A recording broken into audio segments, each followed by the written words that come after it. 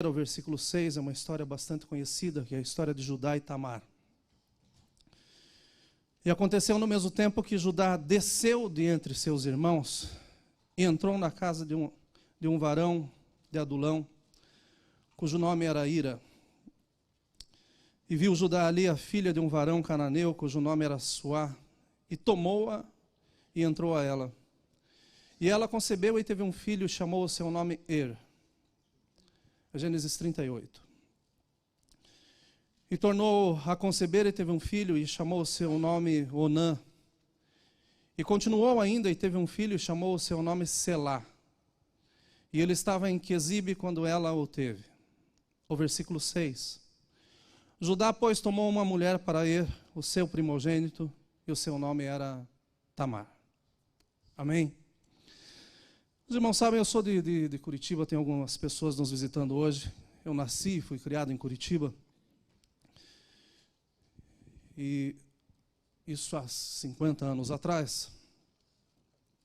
Meus pais não tinham muitos recursos, mas o que eles tinham, eles sabiam de onde vinham. Eles reconheciam sempre a provisão, a bênção, o cuidado de Deus sobre a vida deles. Zelavam para nos guiar nos caminhos do Senhor. Mas nas condições deles, nós tivemos que morar em lugares que não eram tão bons naquela época. Eu cresci num lugar chamado Bacaxeri, e tinha muitos polacos naquela região, e na verdade o nome de Bacaxeri foi por causa de uma polaca que não conseguia falar vaca xerri. Ela falava Bacaxeri. Cresci nesse bairro, nosso vizinho do lado era macumbeiro. E a primeira oportunidade que os pais tiveram, nós compramos uma casa do outro lado da cidade, que era um bairro também muito bom pelo nome, Vila Leão. Se matava um leão por dia para você ficar vivo naquele lugar. Da Vila Leão nós mudamos, fomos para Água Verde, da Água Verde a gente foi para a Vila Isabel, e na Vila Isabel eu fiquei até os 29 anos. Mas o interessante é que existiam casas muito boas nos bairros, a nossa casa mesmo era uma casa muito simples. Mas eu cansei de escutar dos meus amigos quando entravam em casa que eles se sentiam muito bem em casa, que eles não sabiam o porquê. Hoje eu entendo o porquê. Na nossa casa poderia até faltar pão, mas nunca faltou o pão da vida, que era Jesus. Nossa casa, por tantas vezes, cortavam a luz porque o dinheiro não chegava na hora, mas a luz do mundo sempre estava ali dentro. Nossa casa passou por tantas coisas e sempre foi guardada pelas mãos do Senhor. O que acontece é que da minha casa para a escola que eu ia, tinha um beco. E esse beco era o beco do Garnizé. E, meus irmãos, vocês não imaginam a tortura de uma criança ter que passar na frente de um beco pensando que podia ser assaltado, podia ser morto, alguma coisa assim. Então, o que veio na minha cabeça? Eu falei, o negócio é ficar amigo deles. Que se a gente é amigo, então a gente não é perseguido. E foi o que eu fiz. Os que estudavam na escola eu conheci, através deles conheci todos, e de repente eu estava no meio do beco. Eu tinha muitos bons amigos, mas com histórias terríveis. Eu tinha um amigo que se chamava Carlinhos, que tentou matar o padrasto com uma colher, porque ele não achou a faca. Tinha amigos que passavam tanto tempo preso que, quando a gente via na rua, a gente até estranhava. Bem do lado da casa dos meus pais tinha uma família, que era a família do seu Antônio. O seu Antônio era um homem que, se eu vi uma vez na vida sentar embriagado, foi muito. Mas o respeito que os nossos pais nos davam é que a gente tinha que chamar todos de senhor. Por causa da idade ou da posição, todos eram senhores. E eu cansei de ajudar o seu Antônio caminhando bêbado na rua para chegar na sua casa. Eu cansei de ver o meu pai carregando o seu Antônio para casa, bêbado. O seu Antônio morava num terreno que dava nos fundos da nossa casa, e todas as vezes que ele chegava embriagado, se fechava as portas da casinha dele, e os barulhos eram terríveis, os gritos eram terríveis, porque a violência era algo frequente na casa. E os filhos, quando conseguiam fugir pelas janelas, se escondiam no terreno baldio que tinha do lado, às vezes pulavam para a nossa casa, até que o pai dormia embriagado, para que eles pudessem retornar para casa. O seu Antônio tinha 2 filhos, 3 filhos e tinha uma filha. E um desses filhos sempre sentava na calçada de casa e dizia, quando eu crescer eu mato meu pai. Assim que eu tiver força eu acabo com a vida do meu pai. Imagine comigo a situação dessa casa. Nós crescemos assim. O Marcelo era o mais velho. E todas as vezes que ele chegava e se encontrava com a gente, não demorava muito, ele dizia: eu ainda mato o meu pai. Não passou muito tempo, nós achamos, ou melhor, acharam o seu Antônio morto realmente com 2 tiros. E na consciência de todos os amigos ficou que quem matou foi o Marcelo. Porque o vizinho falou que a última palavra do seu Antônio foi gritar o nome do seu filho, Marcelo. Pense na tristeza.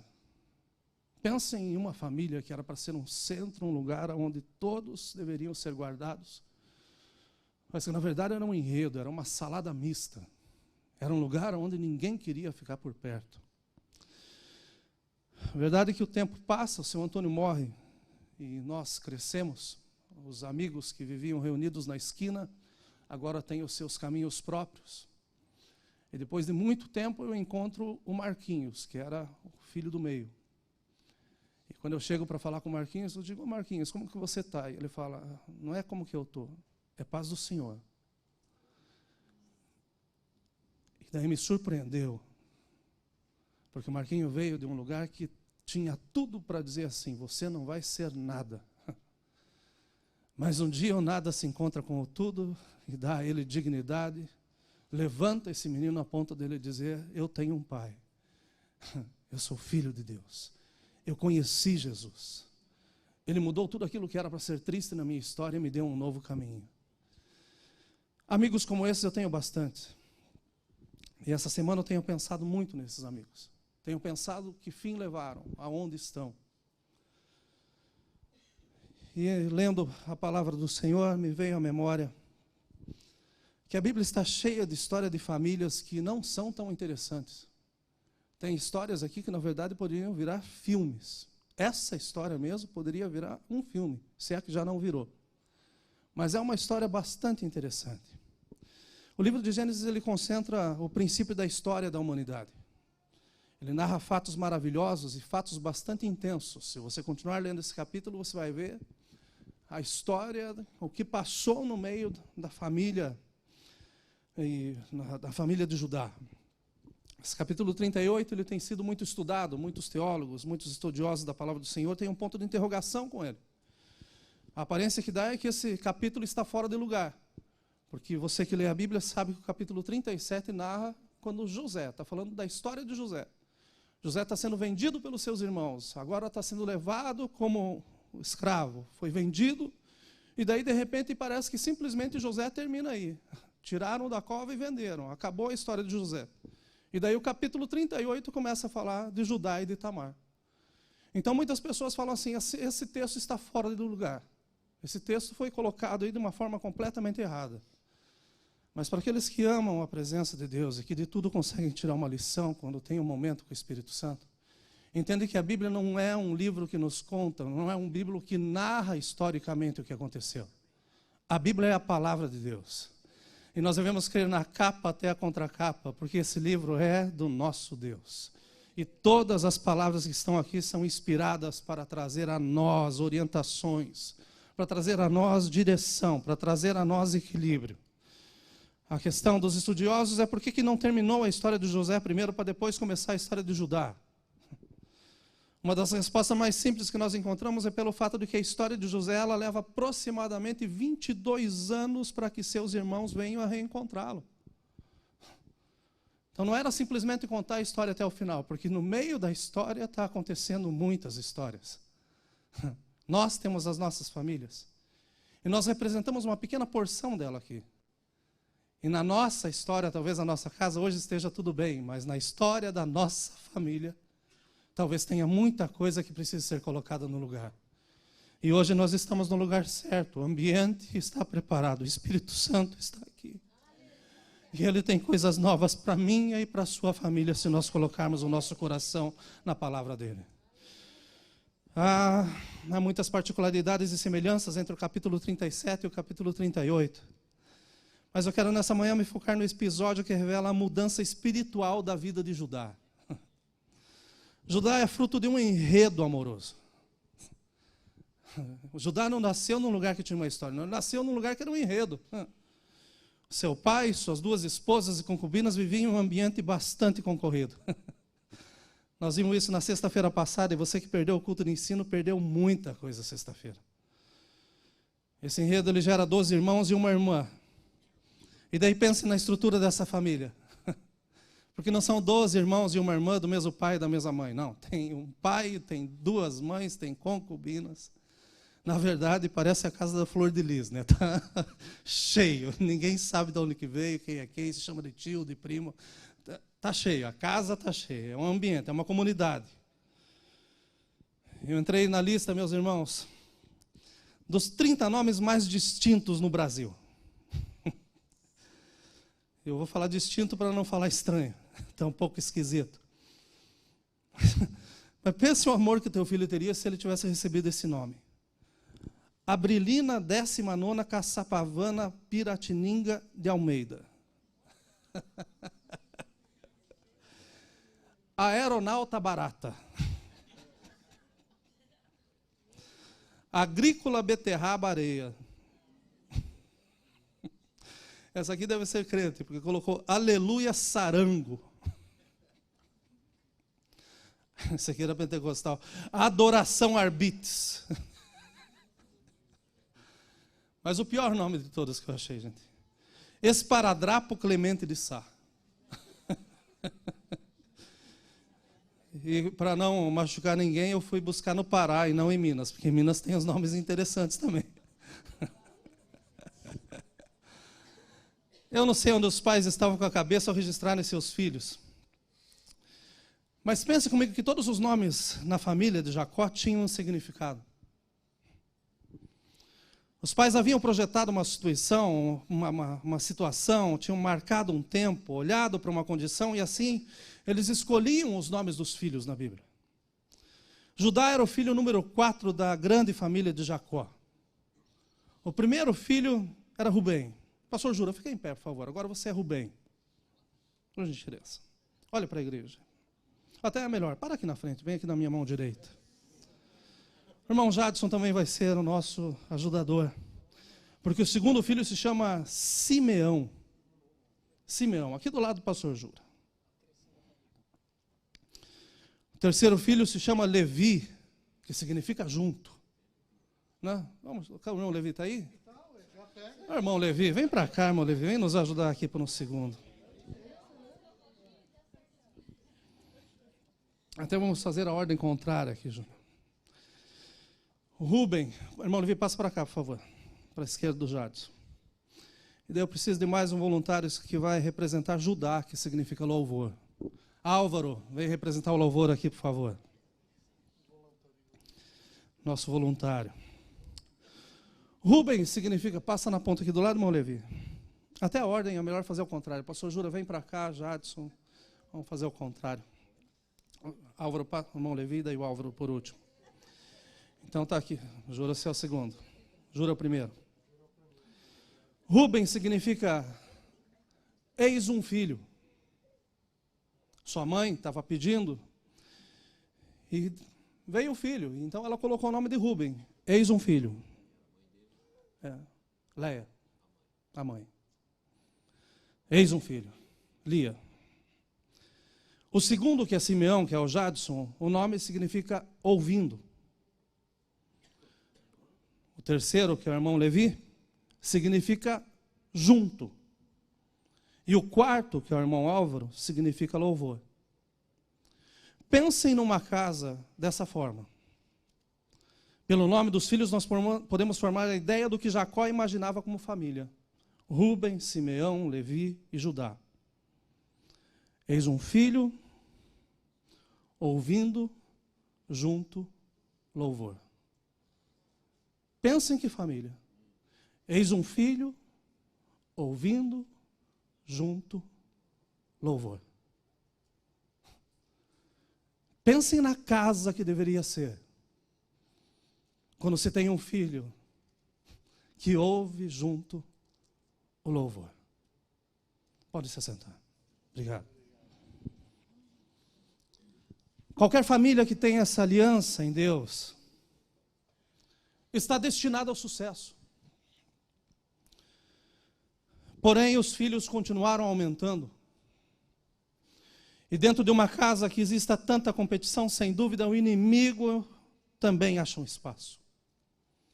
Porque são muitas cabeças, são muitos diferentes, muitas cabeças, muitos pensamentos diferentes. E o inimigo vai lá e ele se infiltra no meio da família. E a verdade é que o inimigo não precisa de espaço, ele precisa de uma brecha. Ele se acomoda em brechas. E é só uma brecha suficiente para que ele entre e faça destruição. Louvor é uma forma de interação social que expressa reconhecimento, firmeza, admiração. Louvor é aquilo que nós acabamos de fazer. Nós louvamos o nome do nosso Deus minutos atrás. Nós sentimos os céus abertos nessa casa, porque nós o admiramos de uma forma tão grande. Louvor não é somente expressado verbalmente com palavras, mas ele também é expressado com movimentos. Eu escutei esses dias de uma mãe que levava o seu filho na igreja, seu filho era surdo e mudo, mas que o menino se alegrava na presença do Senhor na igreja, então ele começou a levar pedacinhos de confetes, de papel para jogar para cima, para dizer assim, Deus é bom, Deus é glorificado. Ele não precisa da nossa voz, ele espera o nosso coração. E louvor não é cantar bonito ou cantar afinado, louvor é estar ligado com Ele e reconhecer que é Ele que merece toda a honra e toda a glória em todo o tempo. O nome que damos aos nossos filhos, embora tenham um peso para os seus futuros, eles não garantem o futuro.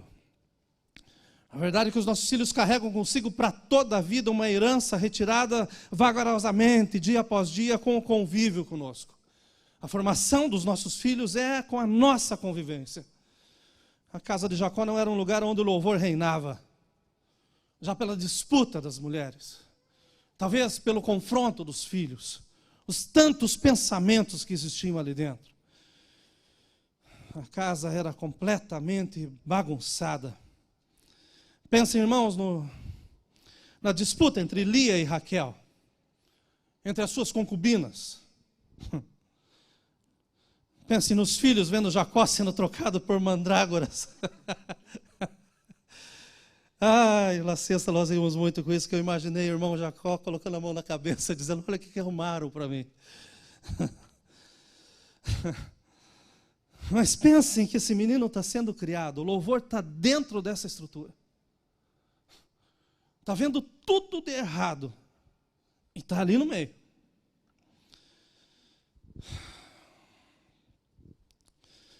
Pensem nos apelidos que os meninos deveriam ter entre si. José era chamado de sonhador mor. Os demais a gente não tem noção. Mas pensem no enredo familiar. Pensem que Judá poderia falar, o meu avô Labão deu a minha mãe ao meu pai, enquanto ele amava a minha tia. O meu tio queria matar o meu pai. Pense na história desse menino dentro de casa. A estrutura estava completamente corrompida a um ponto de que um dia Rubem e todos os seus irmãos se unem para acabar com a vida de José. Um lugar onde era para o louvor estar constante, o louvor estava muito distante. E agora cada um estava agindo de uma forma completamente insensata. E daí, eis um filho ouvindo junto louvor. Estavam comendo tranquilamente o pão que havia sido trazido pelo irmão, que estava lançado na cova. E eles o haviam lançado na cova. Ao erguer os seus olhos, eles veem uma caravana de ismaelitas vinda de Gileade e indo para o Egito. E o louvor alça a sua voz. Judá levanta a sua voz. Que proveito haverá em que matemos o nosso irmão e escondamos a sua morte? Vamos vender ele. Como se vender um irmão fosse um pecado menor do que matar ele. Vendamos ele. E daí não seja sobre nós a sua morte, ou seja, vai ser um erro, mas não vai ser um erro tão grande. Eles vendem José, pegam a sua túnica, a cobrem com o sangue de um cabrito, levam até Jacó, que desconsoladamente chora a perca do seu filho tão amado. E inconscientemente começa a ser consolado pelos lábios daqueles que eram os protagonistas desse enredo. Ou seja, aqueles que o estavam fazendo chorar, agora estavam chorando com ele, dizendo assim: ah, pai, o senhor tem que ser consolado. Que família completamente virada do avesso.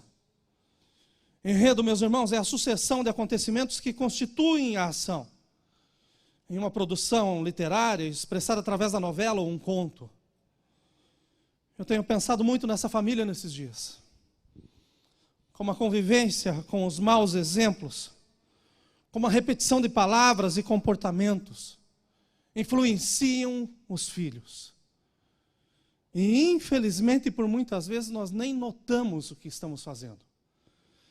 Mas a Bíblia nos afirma no Salmo 150, meus irmãos: louvai ao Senhor, louvai a Deus no seu santuário, louvai-o no firmamento do seu poder, louvai-o pelos seus atos poderosos, louvai-o conforme a excelência da sua grandeza, louvai-o com o som de trombeta, louvai-o com o saltério e a harpa, louvai-o com o adufo e a dança, louvai-o com o instrumento de cordas e com flautas, louvai-o com os símbolos sonoros, louvai-o com os símbolos altissonantes.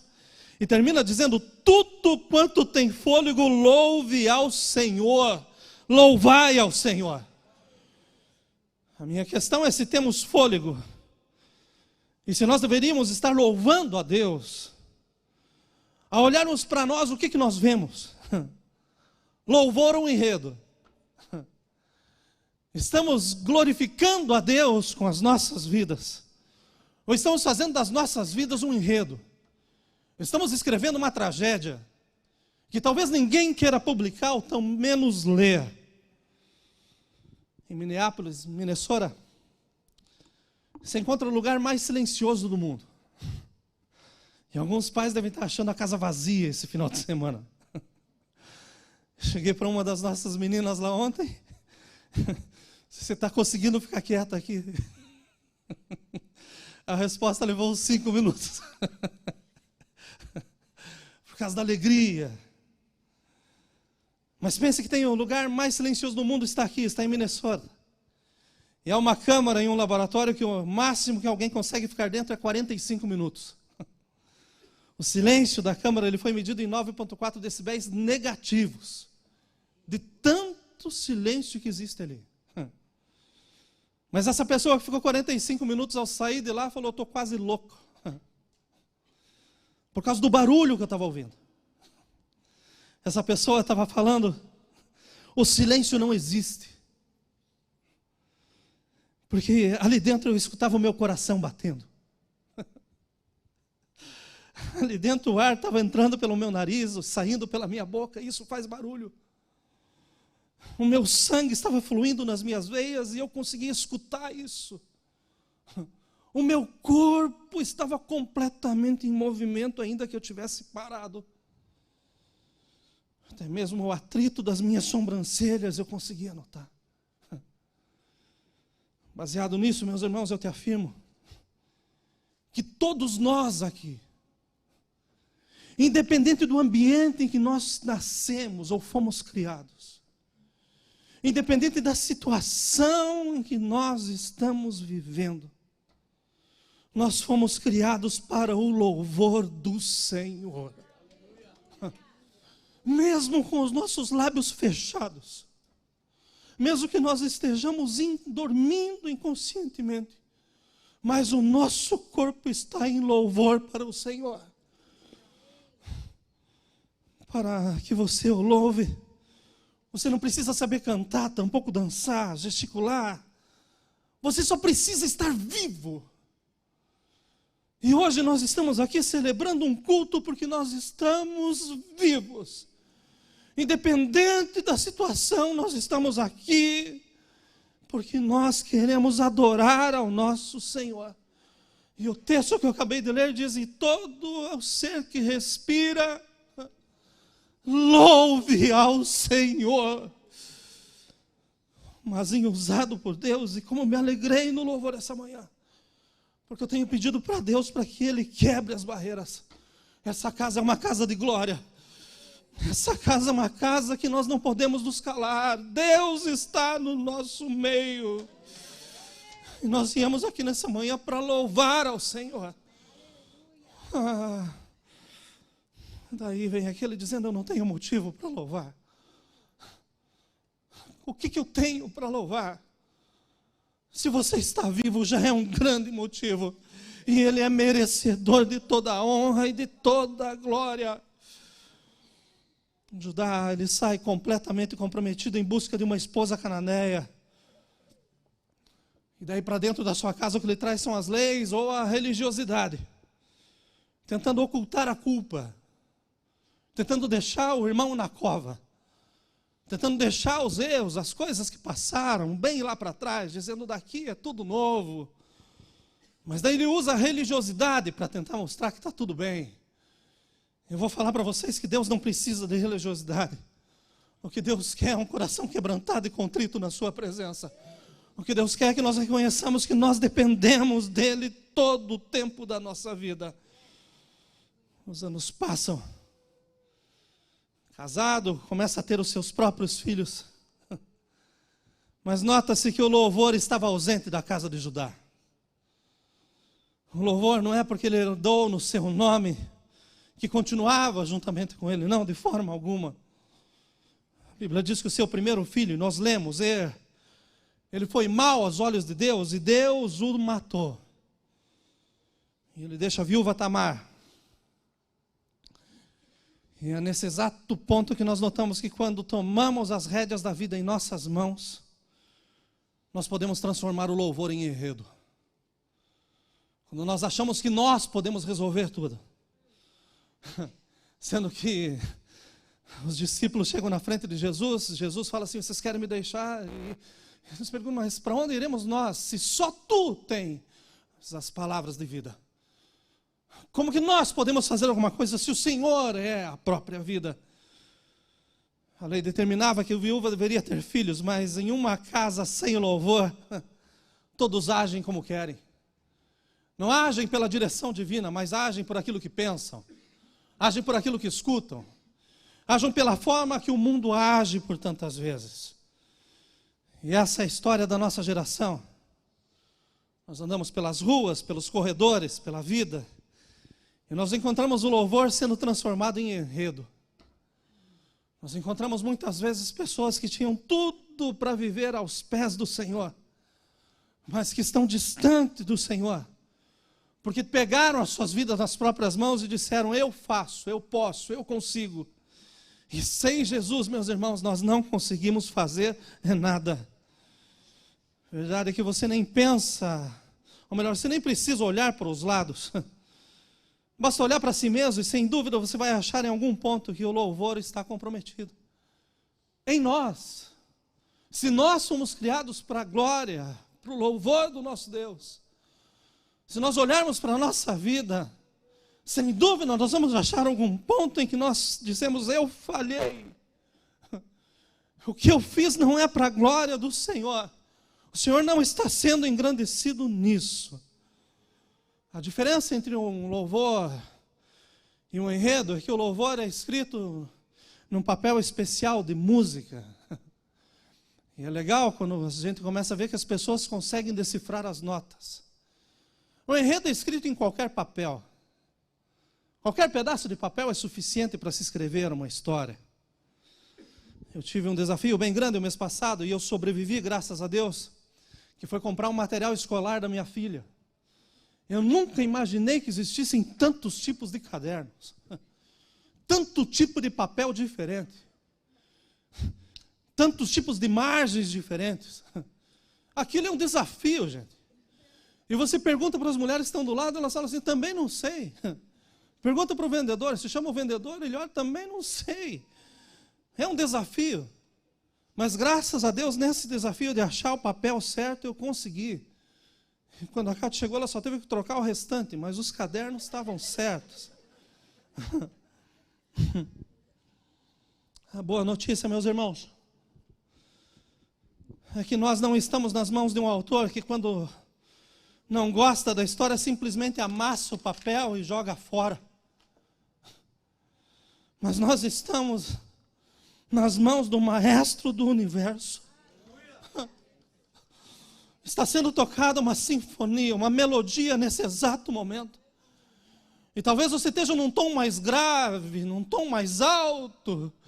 Talvez você não esteja entendendo o que está acontecendo, mas deixa eu te falar que essa sinfonia tem que glorificar o nome do Senhor Jesus Cristo. Ele escreve essa música. E Ele não escreve para substituir ou para jogar fora, de forma alguma. Mas Ele escreve essa música e Ele entende muito bem que tem alguns momentos em que Ele precisa apagar alguma coisa que nós colocamos a mais.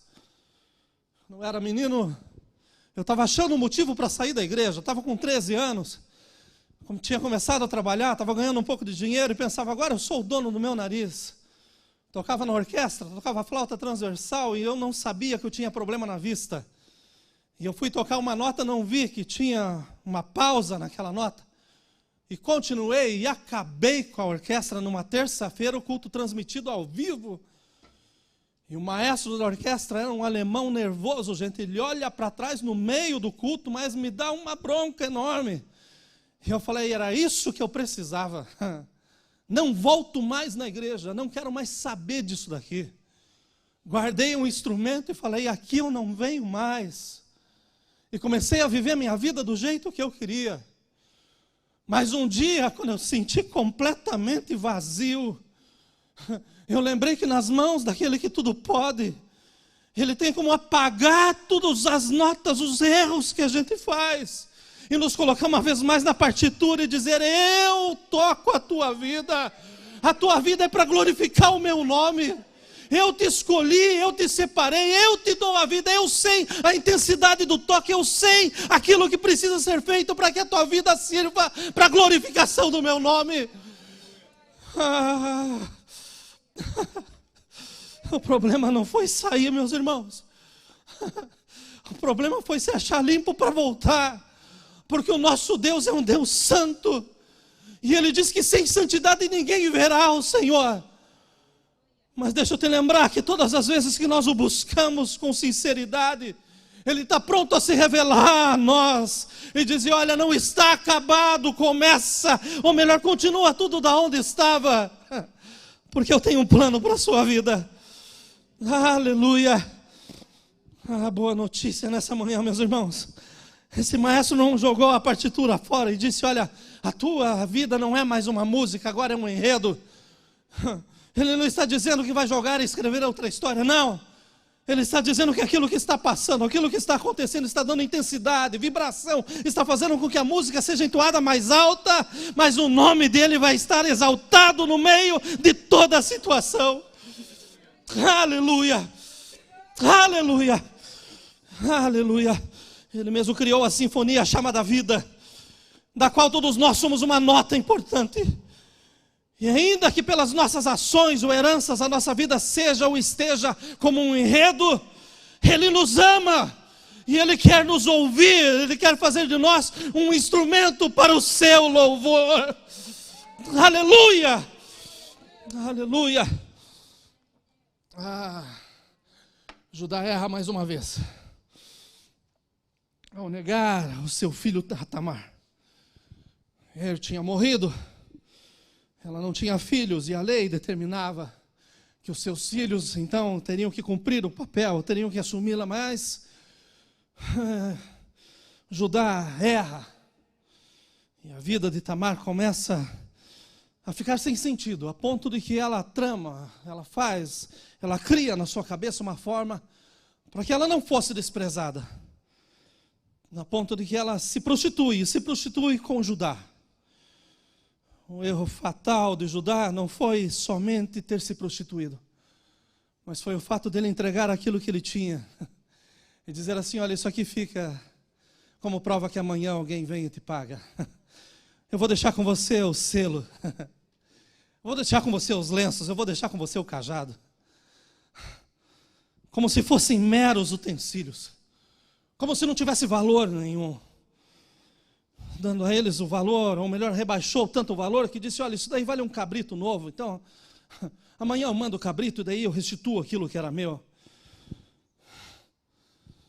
O maior problema da igreja hoje, que nós estamos deixando de lado o selo, os lenços, o cajado. Momentos como esse de hoje, onde se fala sobre o batismo com o Espírito Santo, e o Espírito Santo é o selo que nós devemos ter. Se tem algo que vai fazer a nossa vida ser uma vida de louvor, é nós sermos cheios do Espírito Santo, sermos selados pelo Espírito Santo. E não é dizer que existe o Espírito Santo, não, mas é ter uma comunhão com o Espírito Santo, a ponto de sermos selados por Ele.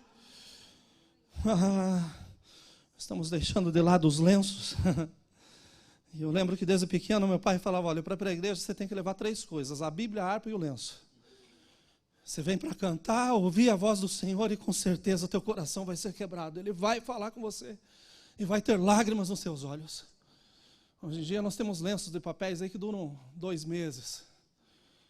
Porque esqueceram para que serve o lenço. Hoje em dia pede-se emprestado ao invés de vir preparado. Você vem para a presença de Deus como se estivesse indo para qualquer lugar. Meus irmãos, eu saí da minha casa hoje para me encontrar com o Todo-Poderoso. Com o Rei dos Reis, com o Senhor dos Senhores. E se tem um que tem poder para mudar a minha vida, é Ele. Nos emocionamos quando o timão ganha, nos emocionamos quando os filhos vão bem na escola, nos emocionamos quando acontece alguma coisa boa. Mas ficamos com a cara seca quando chegamos na presença do nosso Deus. Está na hora da igreja entender para que serve o lenços. De entender para que nós estamos na presença dEle. De entender que as lágrimas nossas são colhidas por Ele. E por Ele somente. Estão esquecendo para que serve o cajado. Sabem o Salmo 23, mas esquecem que a tua vara e o teu cajado me consolam. O cajado era um sinal de poder, um sinal de autoridade. Mas pensa que estava trocando autoridade por um cabrito. Não tem tanto valor, deixa eu deixar aqui. A que ponto, meus irmãos, o homem pode chegar quando se distancia de Deus? Mas eu tenho orado para que a vara e a cajado do Senhor venham nos consolar de novo. A vara para nos dar umas pegadinhas quando a gente precisa. E se a gente vê tantos filhos soltos no mundo é porque nunca tiveram vara em casa. A Bíblia fala que Deus, Ele ama e corrige em casa. Mas o cajado é para tirar do perigo. Quando está quase caindo, vem aqui, é aqui perto. Eu tenho orado, meus irmãos, por uma igreja onde nós voltamos a ver o selo do Espírito Santo.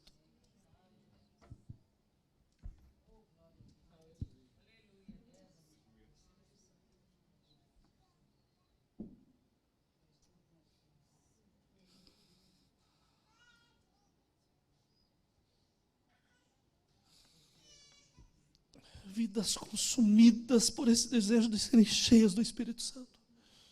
Eu não saio daqui enquanto o Senhor não me encher. Aquela busca incessante para receber o toque do Espírito Santo. Fui batizado com 6 anos de idade. Aos 13 anos, como Judá, larguei a minha vida. Me distanciei dele de uma forma tão nojenta, tão pobre, tão pequena. Mas eu volto aos caminhos do Senhor, ou melhor, eu aceito a Jesus, porque até então eu era levado na igreja. Mas a decisão de andar com Cristo é pessoal. Então eu conhecia Jesus, e quando eu conhecia Jesus, eu quero o Espírito Santo, eu quero o Espírito Santo. E num culto de terça-feira, um culto de ensino, meus irmãos. Então eu sentado lá na nossa igreja, a igreja era muito grande, estou no fim da igreja. Eu quero o Espírito Santo. Eu estava orando, meus irmãos, como nunca. Mas que falta fazia aquele fogo. Estou no culto de terça-feira, o pastor ministrando, ensino. E no final ele fala, quem quer receber uma oração? E eu fui correndo para o altar, meus irmãos. Mas eu não me lembro que horas que eu saí do altar, porque quando eu cheguei, o Espírito Santo me queimou da cabeça aos pés.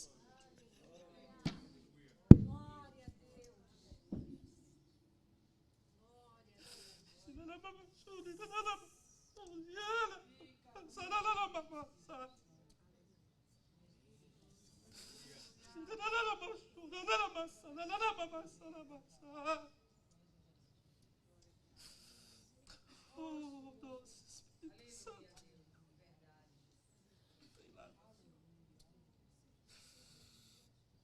Não tem nada melhor do que sermos cheios desse Espírito. Sermos batizados, selados com esse Espírito Santo. Mas a fome e a sede tem que sair de você. Tem que partir de você. E a hora que você buscar Ele com essa intensidade, meus irmãos, você pode despertar de madrugada falando em línguas que os céus conhecem.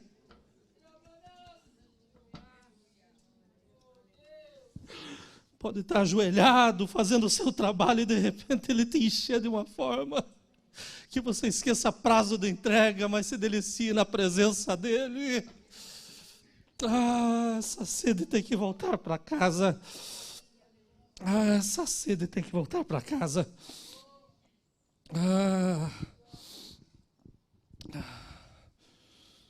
Tamara engravida.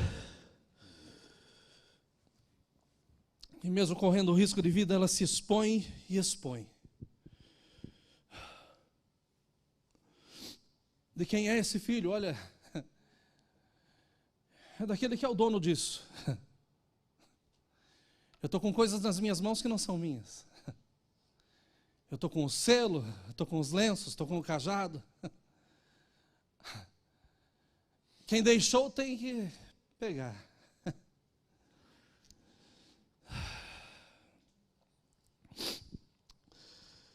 Para que a nossa história seja de louvor e não um enredo, nós precisamos do selo, dos lenços e do cajado.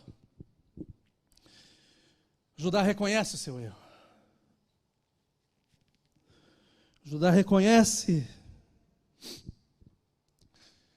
e deixa Tamar.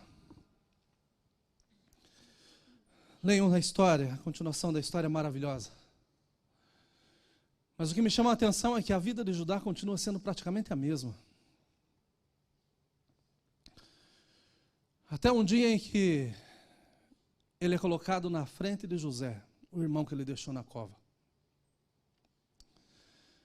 E daí é nesse lugar que ele tem condições de mudar o enredo e se tornar um louvor.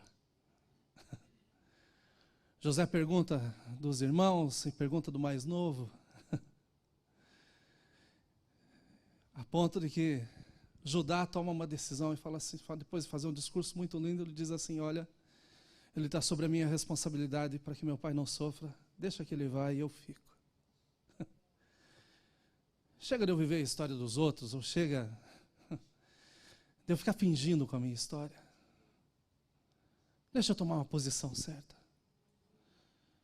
E essa hora eu vejo que foi a hora em que ele foi restaurado. A hora que ele se confrontou com a verdade. Onde ele disse, o meu passado está estacionado, porque aconteceram tantas coisas ruins lá, e veio vindo. Mas eu fui feito para louvor do nome de Deus. Então, ainda que eu morra, pelo menos eu quero morrer sendo sincero.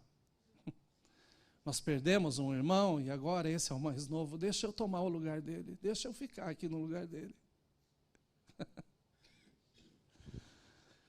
Nós estamos nesse mesmo lugar hoje, meus irmãos. Nós estamos na presença do Senhor dos Senhores. Nós estamos na presença do nosso Deus que acaba com os nossos enredos, que apaga os nossos enredos e que nos permite nos tornarmos louvor para a sua glória. E essa manhã, meus irmãos, é uma manhã de glória nessa casa. O Espírito Santo está aqui. Eu não falei com o Mazinho sobre o que eu ia ministrar, mas a hora que eu vi o louvor que ele vai tocar, a minha alma se alegrou no Senhor. Porque eu estou pensando a semana inteira na família de Judá, em Judá. E a única coisa que Deus tem falado comigo é quão grande Ele é. sei que nós temos testemunhos aqui de pessoas que viviam um grande enredo e que hoje são louvor. Mas eu estou diante de pessoas que também estão em um grande enredo e que hoje vão se tornar louvor para a glória do Senhor Jesus. Sem força, sem violência, mas pelo Espírito do Senhor.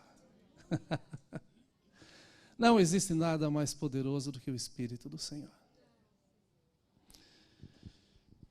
Dentro de tantas pessoas que eu convivia,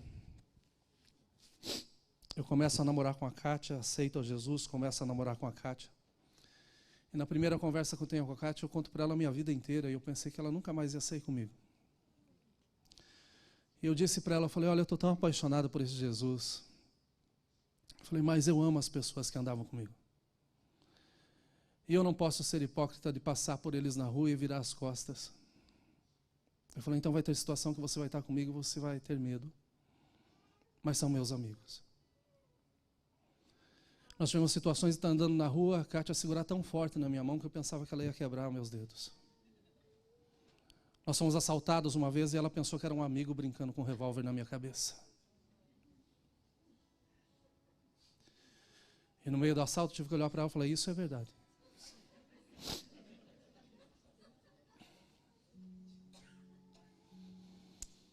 Mas eu não fugi dos meus amigos. Eu não fugi do lugar que eu estava. Tentei. Eu saí de Curitiba, fui para São Paulo, e quando eu cheguei em São Paulo, o primeiro culto que eu fui, veio uma profeta e falou assim, volta para casa, porque eu te chamei para ser usado lá.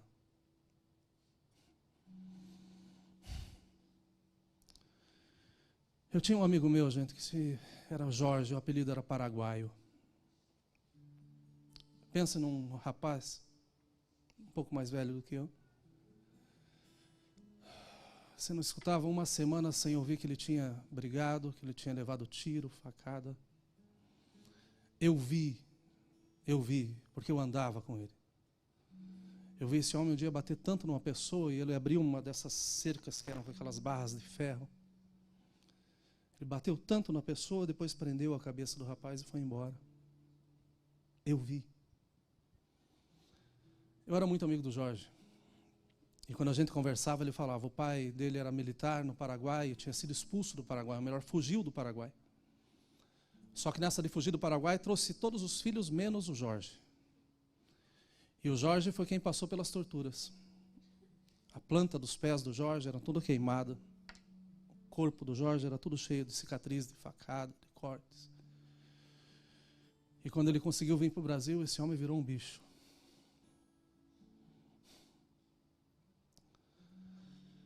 Eu chamava ele de amigo. Ele me guardou muitas vezes. Estou nesse caminho novo com Jesus. Irmão, sentindo o que é sair de um enredo e viver o louvor.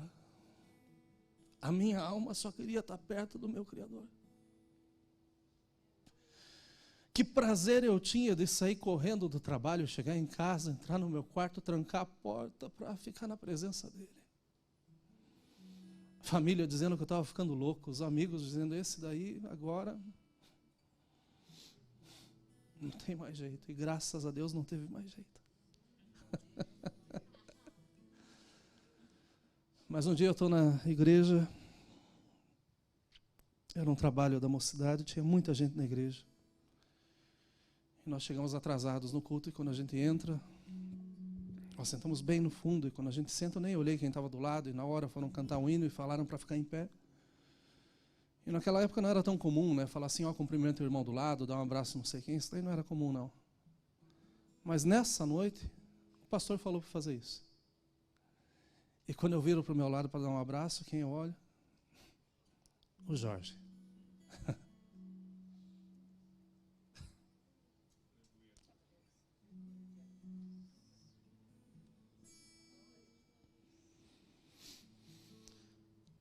Foi um dos abraços mais gostosos que eu recebi na vida.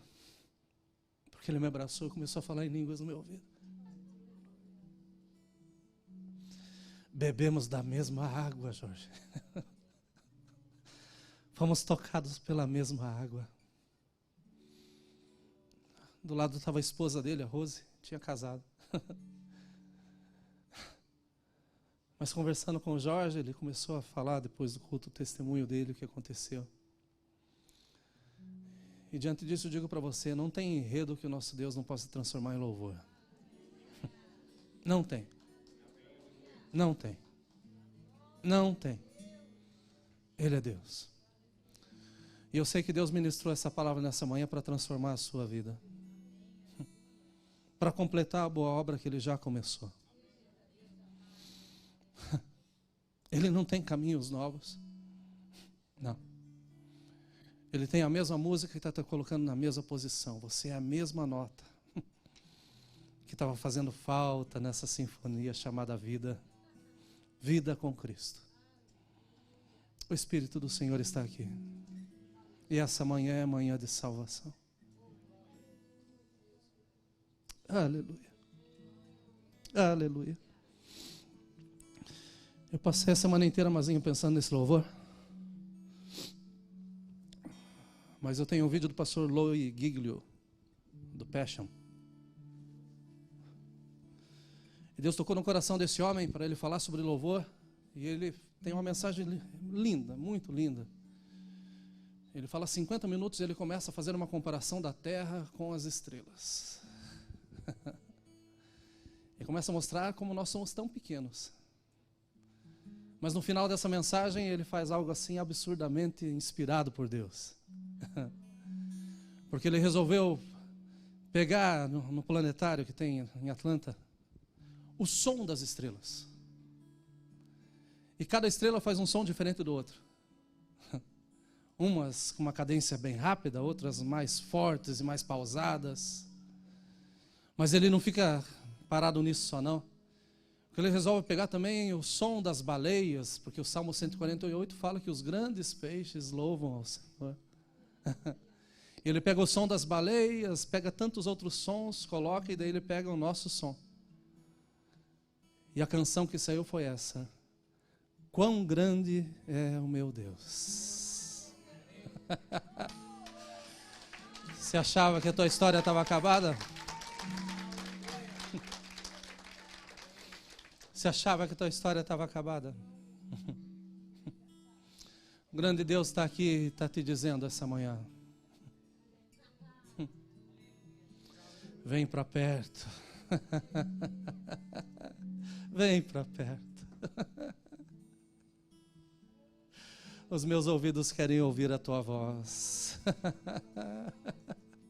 Já foi ministrado isso nesse altar essa manhã? Essa manhã é a manhã de cura, meus irmãos. Vamos nos colocar em pés. E eu vou pedir para você ser sincero com você mesmo. Tua vida tem sido uma vida de louvor ou está sendo um enredo?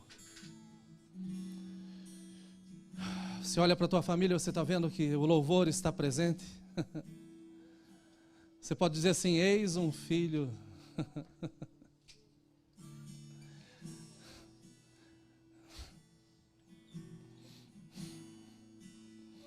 Que escuta junto o louvor. Se você não tem essa felicidade hoje de dizer, deixa eu te lembrar o que a palavra de Deus diz. Ela diz assim, que será salvo tu e a tua casa. Eu quero orar por você nessa manhã. Eu sinto na minha alma para orar por você. Eu gostaria que você, que quer essa mudança na sua vida, você que tem esse desejo de ser selado pelo doce Espírito Santo, você que talvez como Judá tenha errado tanto e perdido tantas coisas no caminho, mas hoje quer voltar a ser como Deus tem planejado, eu vou te convidar a sair do seu lugar e vir até aqui na frente para nós orarmos juntos. Não se preocupe com quem está